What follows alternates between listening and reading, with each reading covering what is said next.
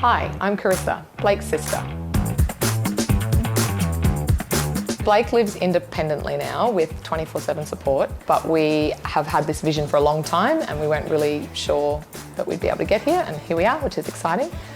We started thinking about independent living for Blake around about 9 or 10 years ago. We had a circle of support that met to talk about Blake's future, and my sister and I went to a workshop with Crew that Libby Ellis from Mable was presenting, and she spoke about her experiences with her brother Matthew.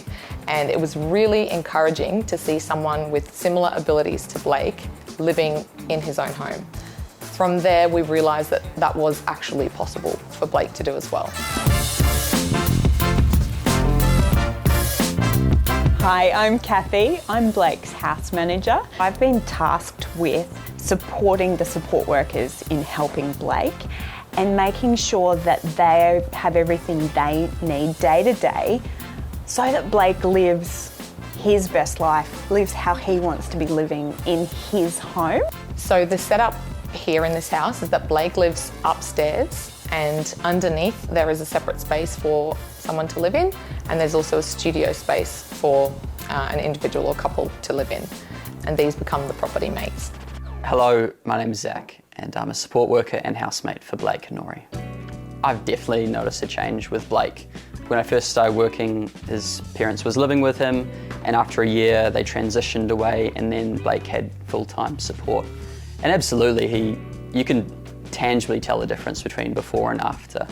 Because Blake's really grown up in a lot of ways as well. As any person moves out of home, there's more responsibility that comes with that.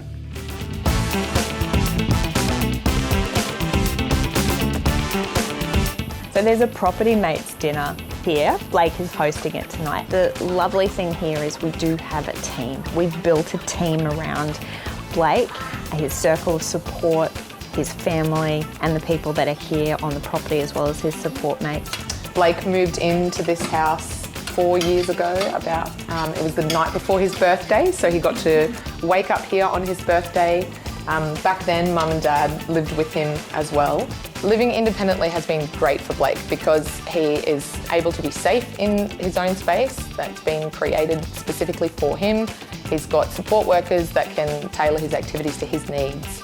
And he's able to live an ordinary life away from living at home, so that it's just like what any other man in their 20s would do. Having a resource where there's case studies is exactly what did help us.